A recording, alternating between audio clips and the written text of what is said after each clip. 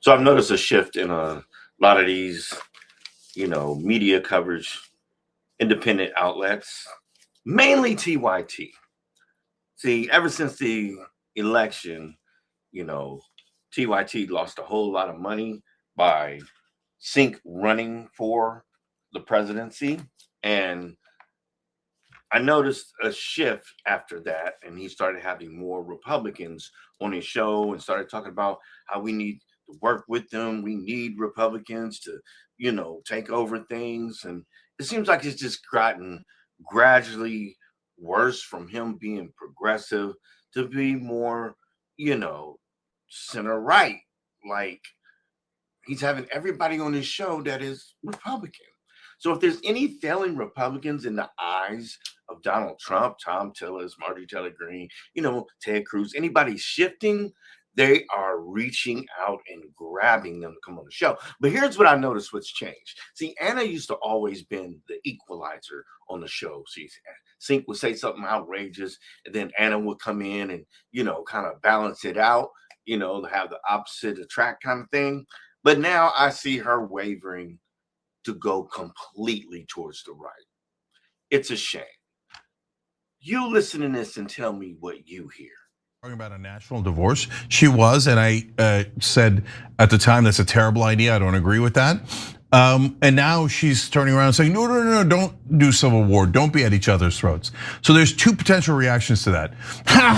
You're inconsistent and you need to apologize for your earlier positions. Or the other way is, oh, great, that's awesome. You've now come to the right conclusion. Love to have you here. Not only that, I mean, guys, she had that reaction immediately following the assassination of Charlie Kirk, right? So emotions are gonna fly high after someone on your side gets assassinated, and the initial statements coming from the Trump administration is that a leftist did it, Yeah.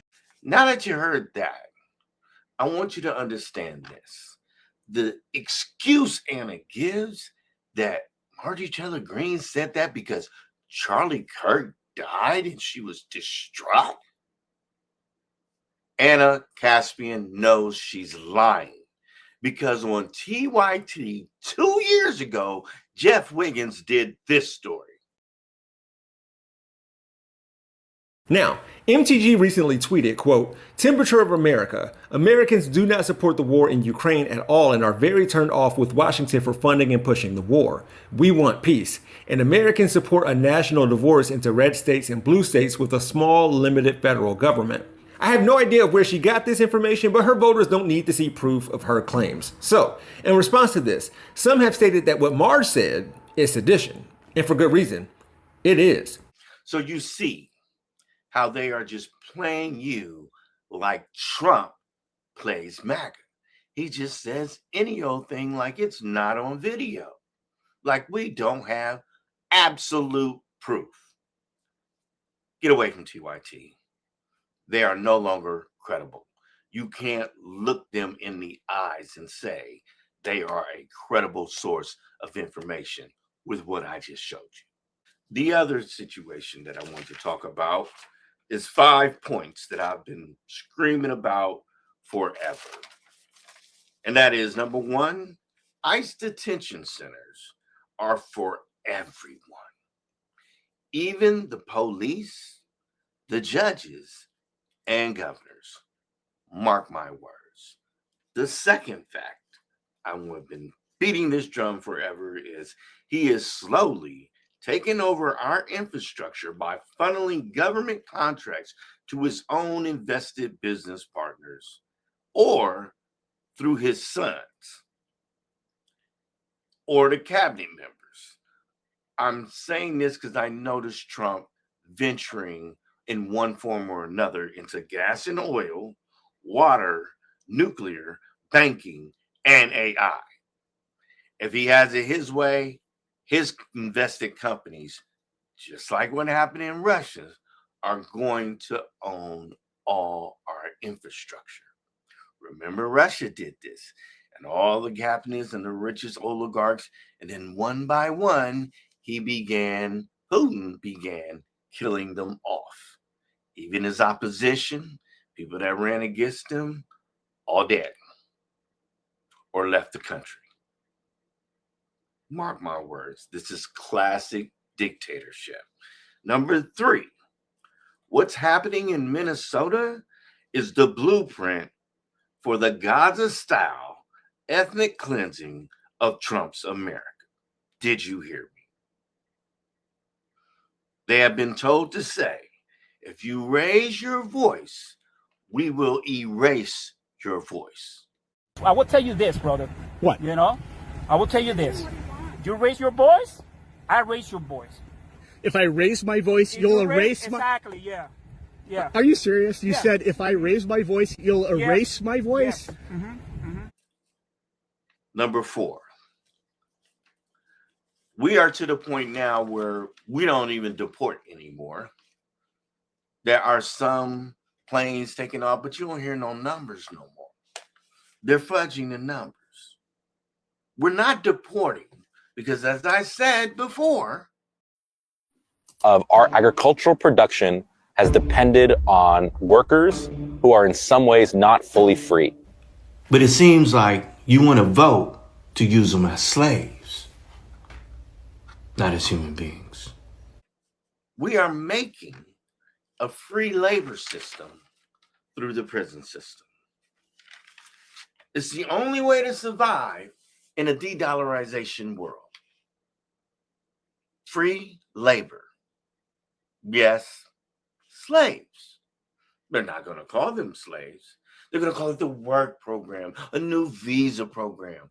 But you know that the GEO Corporation has already instituted laws where they can just pay these folks $1 a day. Isn't that what made America great? So let me ask you a question. How many do you plan on owning? How many H-2A workers from the prison system do you plan on owning? You don't like the way I talk that way? That's what's coming. That's what's coming. Number 5, all these things we don't need to happen before the midterms. As you see him just grab all the voter information from Georgia, he's going to wait until he sees how the weather is going, how well he fares, and then he's going to bring the information out that Pam Bondi will tell you how she found and seen the election. Then we can say it was all corrupt. Because you know he tried to do this, not once, not twice, but 3 times before. That's right. On the day of the election, he called the election and said, I want, let's just shut it down. Then William Barr, hey man, just say it was, corrupt, that you found some corruption. To the Attorney General, man, just say here, tell them this right here, and we'll take care of the rest. Remember that? Raffensperger, hey, find me 11,000 votes. How many times has he tried this? The problem was nobody went to go to prison for him. See, now he has a willing and capable force. This new ICE force that is for you, American citizens, for you getting out of line. It never was about just immigration. He needed to get them out first to swell the numbers of the people that will rise up against him. Now the numbers are getting smaller for the immigrants that are legally here or are trying to get a green card. He don't care. Just like he don't care about you and your citizenship and you becoming a slave. If we don't rise up as a one accord people, and I'm talking about 1776 style, I believe that this government was created, the First Amendment and the Second Amendment was created for a tyrannical government. If this ain't tyrannical, because I'm trying to take this from a legal standpoint, but there's really no legal standpoint. It's whatever he says. So if you rise up in 1776 style, you will be called a terrorist. If you talk like 1776 style, you will be a terrorist. If you give any unfavorable light and talk too loudly, you are a terrorist.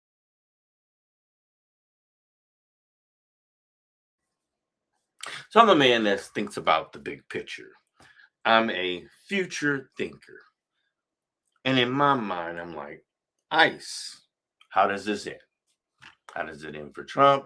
How does it end for the employees of ICE? How does it end for the victims? How does it end for the system? Let's take Miss Martinez. She was shot 5 times by ICE. ICE fabricated a story and said that she and another gentleman targeted an ICE vehicle and rammed into them. She gets to court the next morning after being shot 5 times. And the judge says, well, let's see your evidence, state. So they reluctantly give the video. And it shows the exact opposite of what the state said happened. They said that the ICE vehicle hit her. And they targeted her because of a previous entanglement with her in the neighborhood. So they had her facial recognition. They seen her post on social media. So they knew that she had a gun. And they fabricated this whole story that she ambushed them. So when the judge seen the footage, he released her immediately and dismissed the charges without prejudice, meaning they can never come back and try and arrest her again. In the meantime, and in between time, she's ready to sue them for attacking her. So the lawyer requests that they get the video evidence for themselves. And they said, oh, no, we can't get that because, it's still under investigation. Wait a minute, it was dismissed without prejudice. Oh, yes, but there's another guy involved in it. What do you mean another guy? The judge is looking at him crazy. Like, what do you mean another guy? This just happened yesterday, by the way. And so she, yeah, we're still investigating, making sure all the protocols are following. Well, we know that. That's why she got released. And the other guy just happened to be in the vicinity, and y'all tried to say he was in on it. He didn't hit nobody. Y'all just attacked him because he was behind the car y'all stopped or rammed into. Meanwhile, the lawyer has been trying to get the evidence from the perpetrators, the ICE vehicle that hit her, which was one of the ICE individual's personal vehicle. Now, her car has been tied up all this time. This happened October 25th. Her car has been tied up all this time. And they let the ICE agent get his car back, drive it 1,000 miles away to where he lives. And then the judge was like, oh, no, that's evidence. Come on, bring it back. Guess what it looked like when he brought it back? It didn't have a side swipe on it. They had fixed it. Tampering with evidence. So now we can't get the video. We don't have the evidence of the car. The judge was pissed. The judge got mad at the lawyers for the Trump administration saying, wait, why are you not prepared to respond to this motion to amend or unseal, right, this protective order in the evidence that's being cited to by Mar Martinez's lawyers? The Trump administration lawyers said, we need more time. We're not ready to respond. So the judge says, this is it. I'm only going to give you till Monday, February 2nd. You must respond to her motion to release the body cam video of her being shot during Operation Midway Blitz by the CBP agent. Okay? And she says, I'm not going to give you a week. That was a quote. You need to respond and you need to be specific because you're saying that there's, quote, sensitive materials that are on the body cam video that would justify it being kept from the American public. You have the end of Monday, the close of Monday, basically Tuesday. Well, the end of Monday, February 2nd, to respond. She also criticized the Trump administration's lawyers for claiming that the video can't be released because it's a part of a, quote, ongoing investigation. And this is what the judge says, quote, if the government's going to rely on an ongoing investigation, I'm going to need a lot of detail about that ongoing investigation. That includes what specific material that you claim needs to remain under seal. So the judge said, look, I'm going to give you till Tuesday. And you better tell me a damn good reason what investigation is going on that she can't get that video of her being shot, of y'all attacking her. You better have a damn good reason. I want to see everything on this investigation of why you're saying you can't release that particular part that has to do with her. That's where we're at right now. See how long this takes? That was in October when she got shot. So how does it end? They target a woman because of her blowing a horn and a whistle because she didn't want their children to be subjected to being kidnapped by ICE. So she was trying to warn the neighbors or the tax-paying H-2A workers in the neighborhood that's never broken a law in their life to get arrested, just for fitting a profile for a ICE bounty hunter that is getting paid bonuses for taking her in, knowing she is going to be released because she is legal, but he still gets the bonus anyway. Because in training, according to my sources, they are teaching them the paper could be forged. Either way, they get money from the government to house each and every person, no matter if they stay 1 night, 2 nights, 3 nights, 2 weeks. They get money from the government for that. So we're going to give you bonuses just for bringing them in, whether they get you or not. In the end, this will bankrupt ICE, because after all of these cases get, into court and the lawsuits come, at first I thought, usually when a cop does something that's a state cop, then the city has to pretty much pay for it. That's out of your tax dollars. But with the feds, it comes out of a fund from the federal fund. So it's not the state's tax dollars, federal tax dollars, right? They take money from federal taxes. So they have to take them people to court. And I was researching on how that happens. And it was a very, very disturbing, understanding of what goes on with that. Let me see if I can pull it up here on my phone real quick. Federal agents can be sued individually in a very limited circumstance,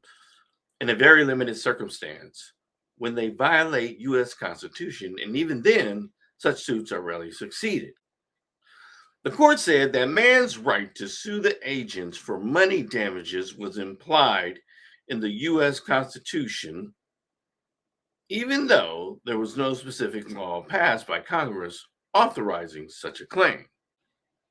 That ruling created a type of lawsuit known as Bivens action, in which federal employees who violate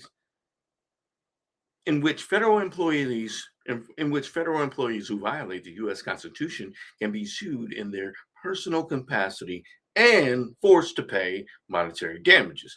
But U.S. courts only recognize Bivens actions in very limited context, and in 2022 prohibited such claims against federal border agents conducting immigration informants. Those more recent rulings have made it nearly impossible to sue federal officers like ICE in their individual capacity. What about a criminal liability? The bar against criminal prosecution of federal law enforcement officers, such as ICE agents, is very high, and indictments are rare. State law prosecutors can file criminal charges against federal agents under certain circumstances. They would have to have shown that a federal agent actions were outside the scope of their official duties, objectively, unreasonably, or clearly unlawful. Now, Ms. Martinez has definitely met all of those qualifications, but in light of seeing only 3 or 4 that's gotten broad coverage, but yet the death tolls are this high.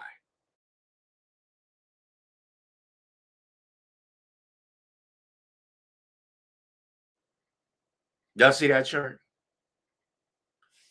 But we have about only 5 cases.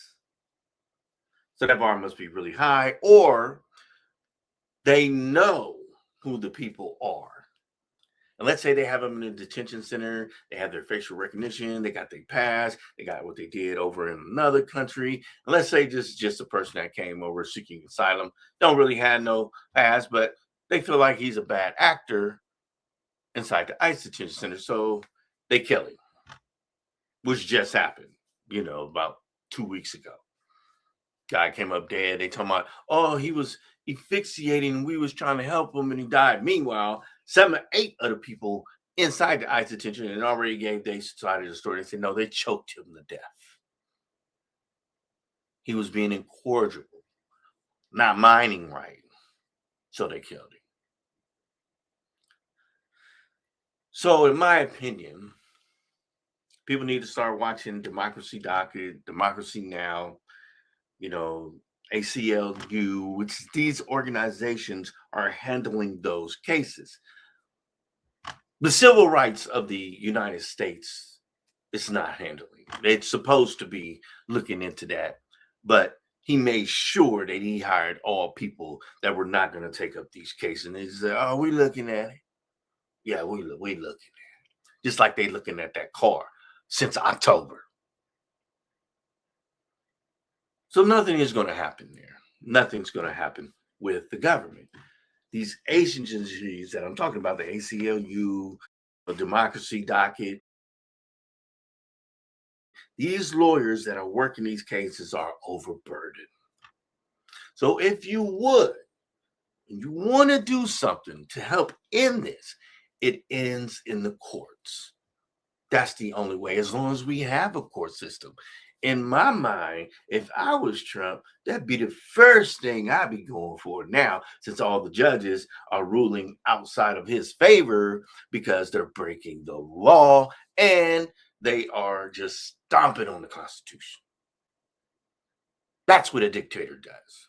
He arrests judges, he arrests police, he arrests citizens because they're against him. That's what I believe is going to happen.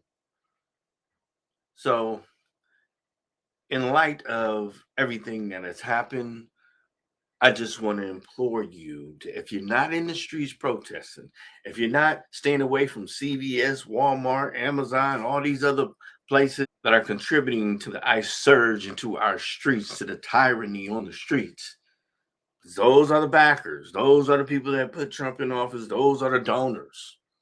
You know what I mean? There's a long list of donors, Elon, Peters. I mean, it just goes on and on and on. So you need to do your research about where you're putting your money at, because not only is it taken away from your city tax dollars, but it's literally taking the money out of your paycheck that you go to the stores and you spend to get a product when you could have went somewhere else.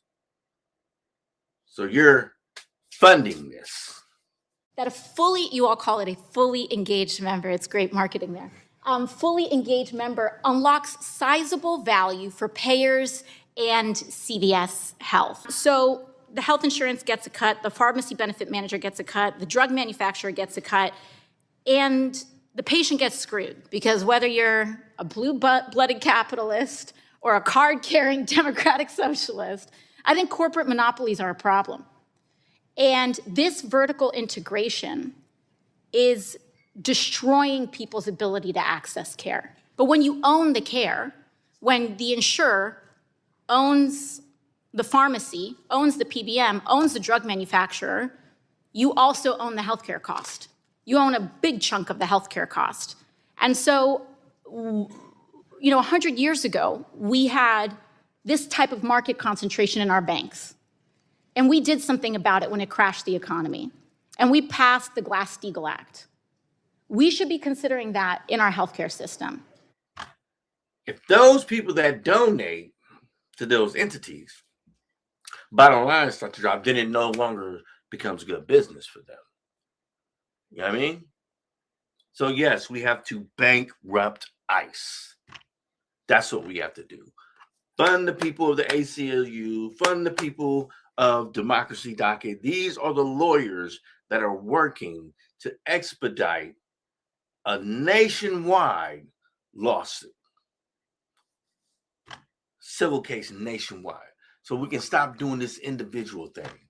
Let's get about 2,000 or 3,000 people that have been subjugated to tyranny from ICE, and that will expeditiously speed this along. But see, the lawyers got to find the people got to find the lawyers. So we need resources to do that. They have to pay for that. The ACLU is doing that. They have limited resources. So if you want to do something, donate to Democracy Docket, donate to the ACLU, because these are the people that are fighting for you to remain free. And we need to speed it up.